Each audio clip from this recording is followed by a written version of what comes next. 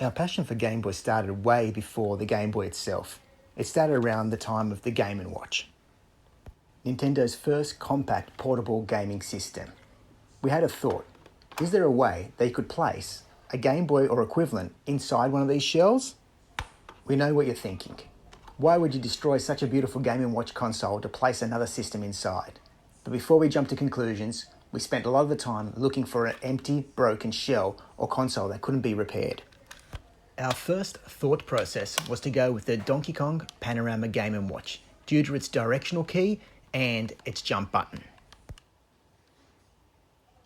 In theory, this would be the perfect donor shell due to its size and button orientation. After months of scouring the internet, we finally found a console that was broken beyond repair. We thought we'd give it a go. We thought the best donor board would come from a DS Lite. As always, it's backwards compatible, backlit, and very versatile. Once stripped, the DS board is very thin and capable of fitting in most consoles. In this case, we had less than 8mm of internal space to fit inside. The board will be completely stripped, including the cartridge slot, and replaced with an R4 card. To ensure that the internals fit, the R4 card would then be stripped down to a micro SD form factor. Well, if you're wondering how it turned out, here's a sneak peek before we show you the entire build process. After a lot of machining and cutting, we finally got the DS Lite internals inside the console itself. As you can see by the final product, we tried to retain the original aesthetics as much as possible.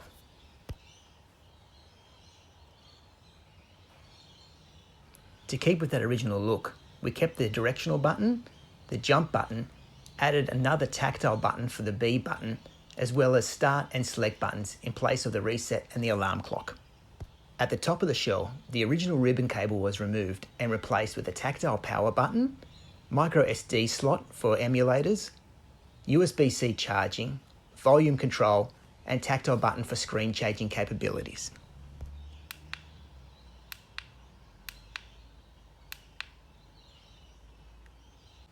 The R4 flash card was packed full of our favourite emulators, including Game Boy Original, Game Boy Color, Game Boy Advance, DS, Sega Master System, Sega Mega Drive, PC Engine, Atari, and so on.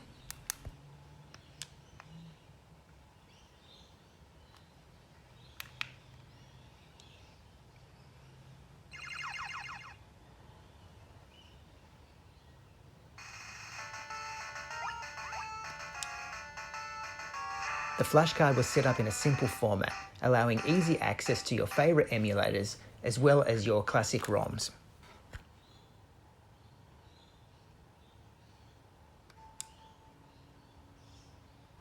As well as gameplay, the rear trigger buttons control the brightness of the console. Left decreases brightness, right increases brightness. There was major issues with the directional pad on the original console, so we replaced it with some flat tactile buttons for that firm, crisp feel, similar to that of a Game Boy Advance SP.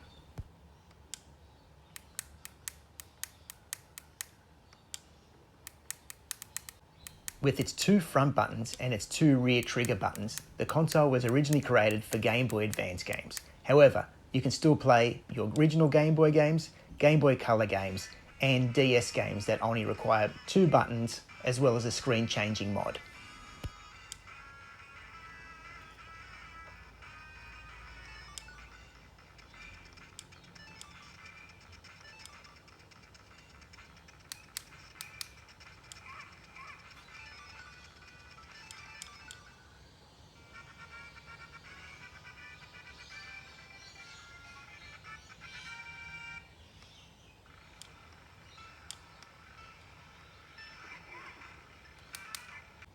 The console also includes an NES emulator and packed with every single Western NES ROM.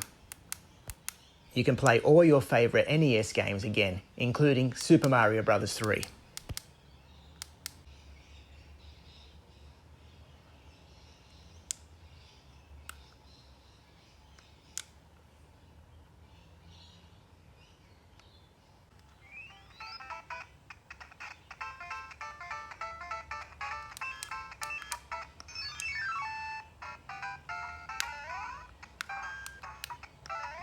The build process wasn't as simple as we originally planned. With the broken console, there were some major issues. Firstly, there were screen problems, then later on we found out there were major directional pad problems. Our first thoughts was to strip down the console to its bare minimum by removing all the original electronics and just using the original outer shell to place the screen.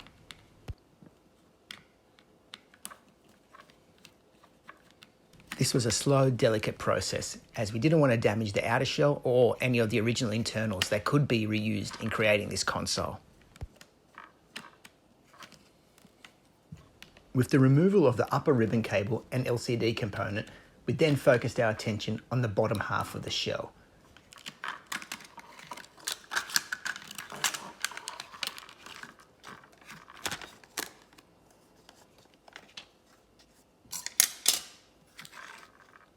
The bottom half of the shell housed the original directional PCB board. However, after closer inspection, we noticed that a majority of it was unusable due to battery acid wear. This being the case, we had to improvise as we wanted to use the original directional key. We used some thin micro tactile buttons for the directional key and also added a B tactile button in a black colour to blend into the aesthetic.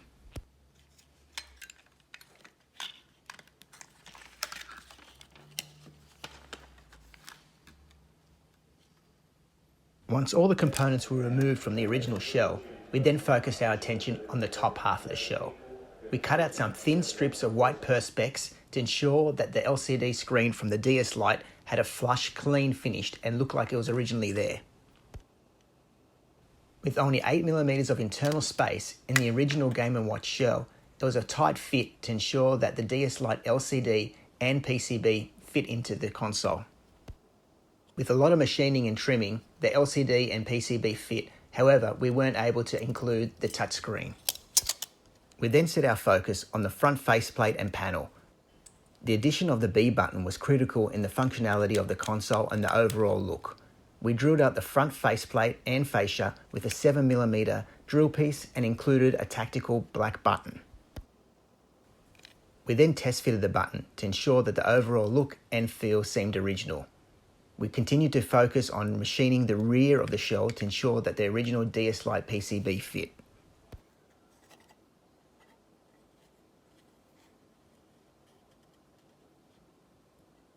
Once happy with the finish and fitment of the PCB in the rear of the shell, we focused our attention on the trigger buttons.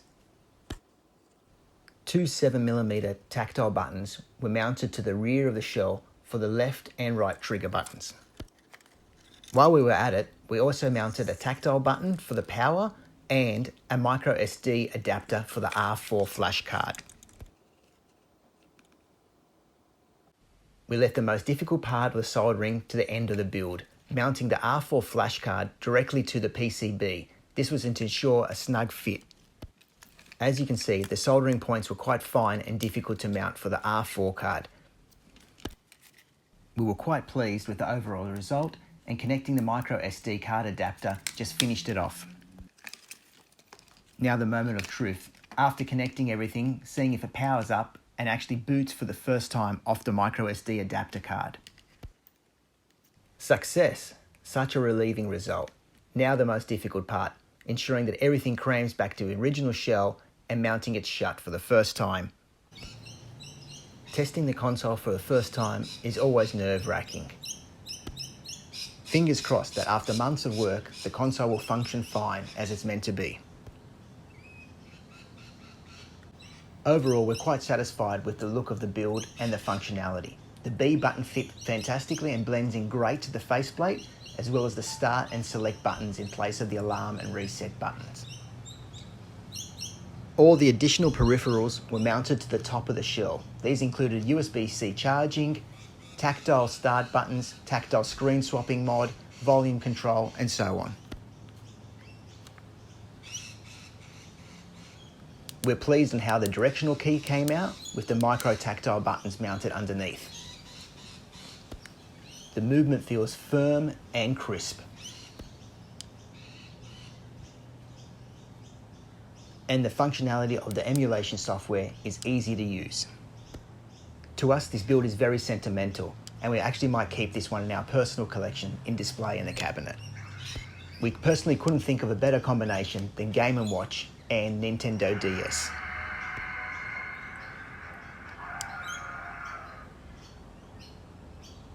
If you enjoyed this video, don't forget to like and follow our YouTube channel.